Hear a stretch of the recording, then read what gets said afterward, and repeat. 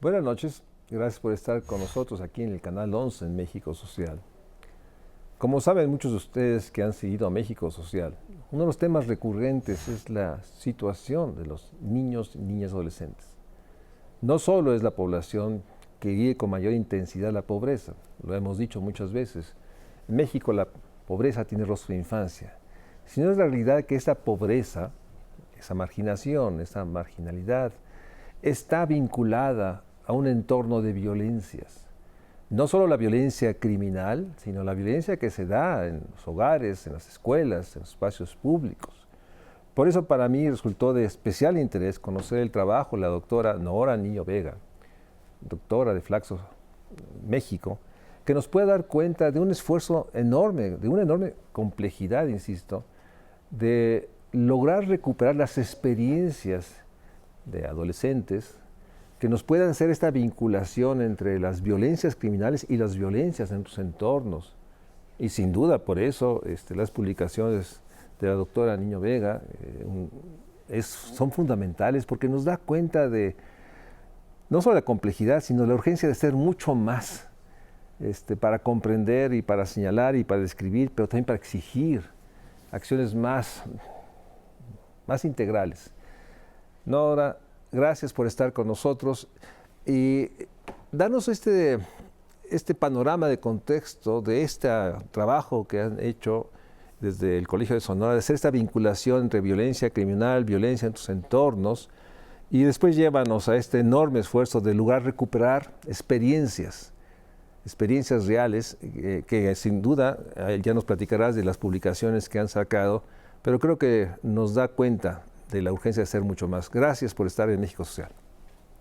Muchas gracias, Mario, por la invitación a este espacio, que me parece importante, ¿no? Poder socializar y divulgar también los hallazgos que hemos encontrado en esta investigación que denominamos las dinámicas de producción y reproducción de las violencias en Sonora a través de las experiencias de niños, niñas y adolescentes.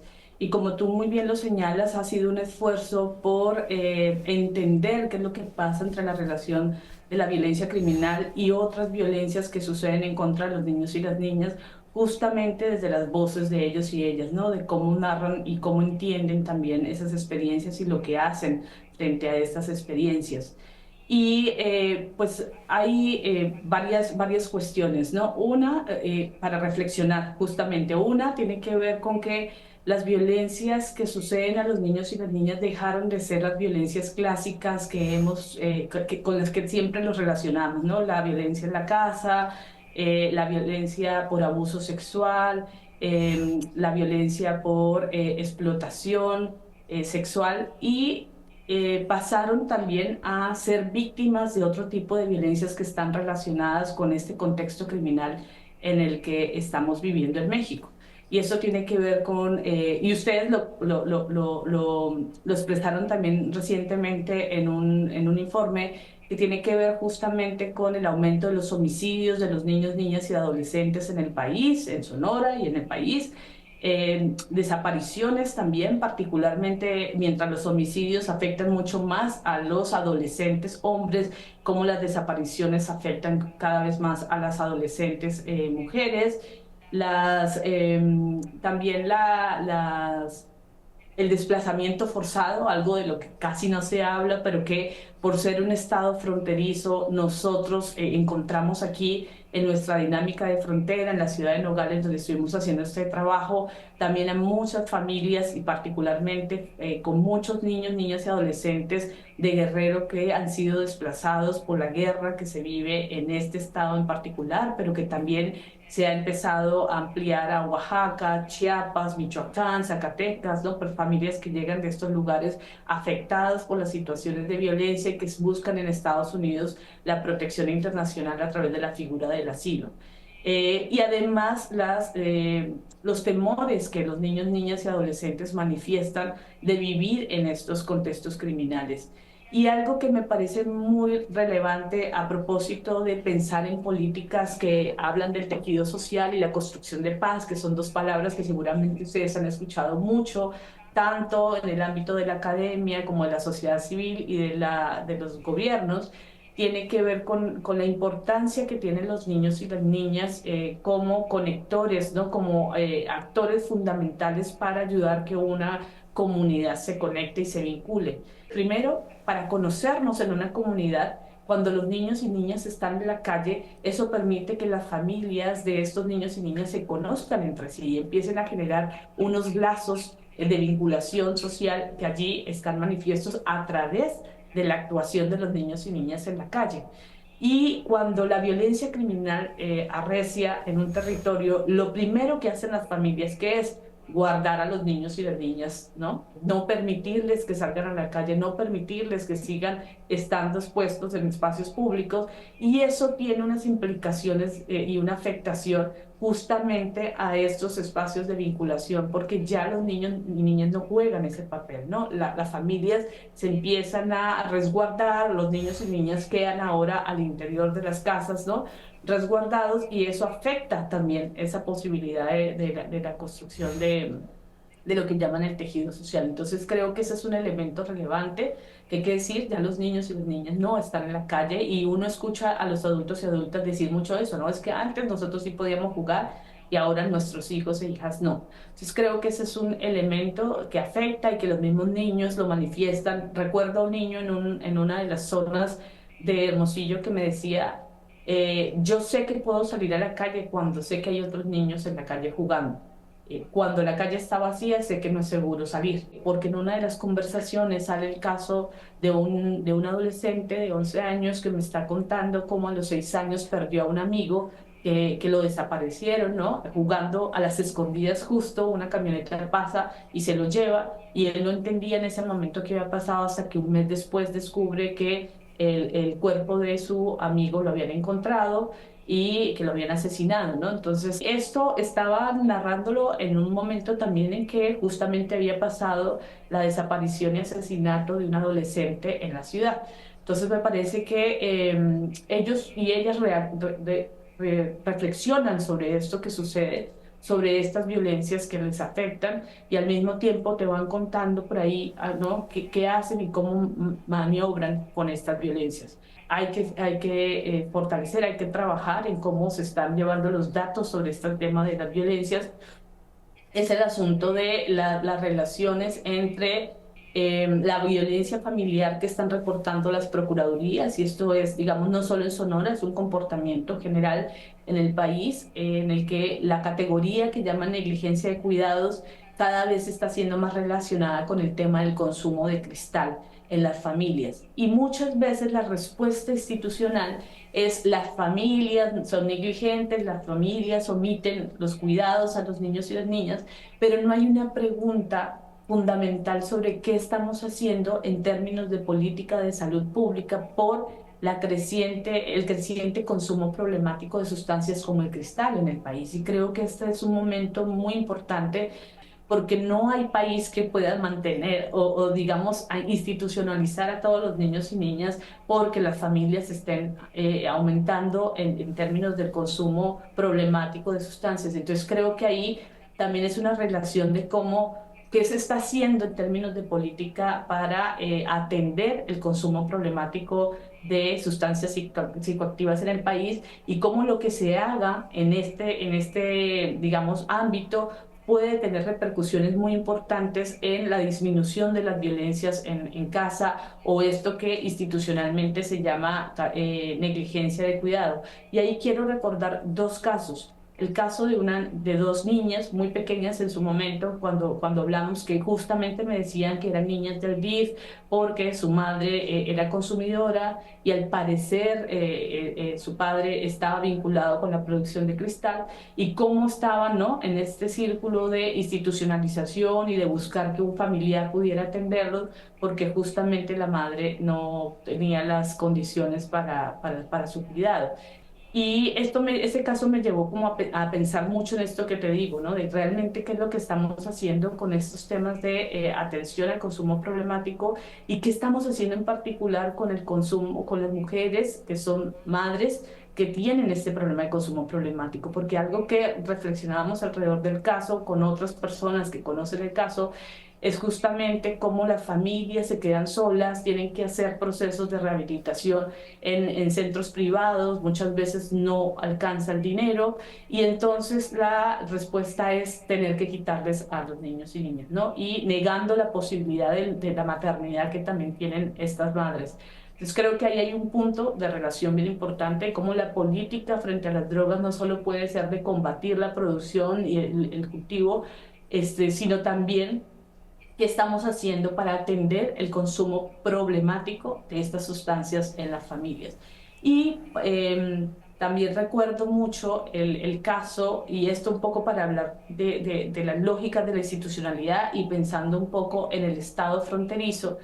Recuerdo un caso de un chico que en el albergue venía desplazado de Guerrero y él había sido secuestrado por un grupo criminal allí y obligado, al parecer, él no sabe qué fue, pero él supone que era droga que estaba trasegando o que lo obligaban a trasegar de un estado a otro, de Guerrero al parecer a Michoacán, era un poco lo que él refería. Decía, me tuvieron más de 10 días secuestrado en una casa de seguridad, habíamos más de 10 jóvenes ahí y todos maltratados, violentados. Y su mamá, mientras tanto, era extorsionada, diciéndole que necesitaba pagar casi 10.000 pesos para que le devolvieran a su hijo. Finalmente, cuando este grupo lo deja en la cabecera municipal, él muy asustado con su mamá, tenían familiares en Estados Unidos y deciden entonces que van a pagar a un guía para que los cruce. Y él tuvo varios intentos de cruce, lo devolvieron siempre, nunca en Estados Unidos cuando lo agarraron le preguntaron si tenía el miedo a regresar a México y era evidente que por su caso sí, ¿no? Porque tenía temor de que lo habían amenazado de que lo iban a necesitar otra vez y que entonces no se fuera de la zona. Un chico que pasa por 2 estados, ninguno de ellos atiende la situación de violencia que se está presentando, el riesgo de reclutamiento que tiene y las afectaciones. Entonces, finalmente, la familia en Estados Unidos se entera del asilo, le dice a la madre, inténtelo por el asilo, y es así como llega a un albergue de sociedad civil a ser atendido para cruzar. Entonces, esas historias reflejan mucho la violencia que se está viviendo, las experiencias que se están viviendo, que tienen que ver con la violencia familiar, pero que sobre todo están muy, digamos, reproducidas por estas lógicas de violencia criminal y que no se está actuando de la manera más adecuada para atender estas nuevas realidades en las que están viviendo los niños, niñas y adolescentes en el país, Déjame ¿no? hacer un corte, y regresamos, porque sin duda no hemos reflexionado suficiente, por eso reconozco tanto el trabajo de la doctora Niño Vega, de la vinculación entre la violencia criminal y la violencia que se da en los entornos más privados, el hogar, la casa, la escuela, la comunidad, la calle, y cómo transforma las dinámicas sociales, ¿no? Y pone en riesgo, pues, obviamente, la posibilidad de una vida digna para estos niños y niñas. Y por otra parte, otros elementos que sale de este enorme esfuerzo de documentar la experiencia es el de asumir que la fragilidad de los entornos familiares, domésticos, por decirlo de la mejor manera, y que lleva a esto que se ha dicho mucho últimamente, el enorme estrés o salud mental de los que están responsabilizados de proteger, los que tienen la patria potestad, pues hay un proceso ahí de deterioro de su salud, sus habilidades, que muchas veces está vinculado al consumo de sustancias y que erosiona las capacidades de protección y pone en riesgo a los niños, niñas, adolescentes, en entornos sumamente frágiles. Entonces, por eso esta documentación, este esfuerzo que hace ahora desde Sonora, pone en cuenta la complejidad y esta enorme realidad de la migración, del reclutamiento forzado, nos da cuenta de que seguimos, creo yo, con una política hacia la infancia que no da cuenta de esta enorme realidad y seguimos segmentando y fracturando. Por eso yo sostengo la enorme importancia del trabajo que ha hecho Nora Niño Vega y documentar estas experiencias porque nos da complejidad, urgencia. Vamos a un corte y regresamos porque todo esto lo ha articulado en algo que le ha llamado violentómetro, que es un instrumento que permite pues sistematizar estas experiencias y obviamente me da la enorme posibilidad de la urgencia de esto, de documentar la experiencia de los niños y los adolescentes, que nos da cuenta de complejidad, urgencia y la enorme realidad de una acción desde el gobierno, los gobiernos, muy fragmentada, muy fracturada, con enormes carencias de comprender los fenómenos tan graves que está viviendo la infancia mexicana. Vamos a un corte y regresamos aquí a México Social en el 11.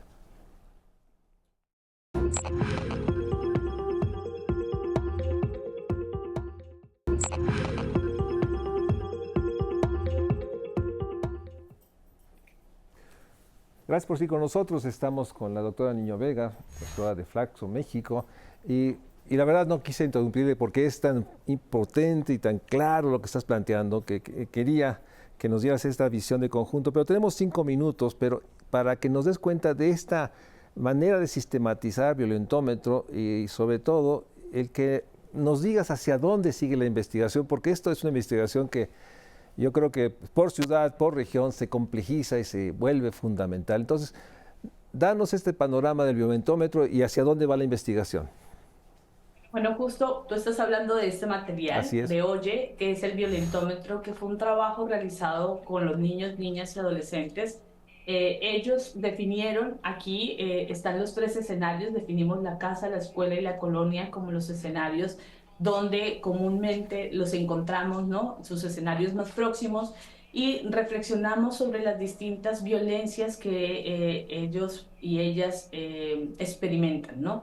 Y allí lo que hicieron fue toda una lluvia de ideas, de contarnos cuáles eran todas estas experiencias de violencia que fuimos anotando en un tablero, y que luego entonces ellos debían hacer el ejercicio de jerarquizar, ¿no? Y de decir cuáles deberían ir como en señal de lo que llamamos aquí de alerta, que es el espacio amarillo que tenemos en el violentómetro, a cuáles referíamos como busca resguardo, como un elemento ya mucho más de cuidado, y por supuesto la alerta máxima, ¿no?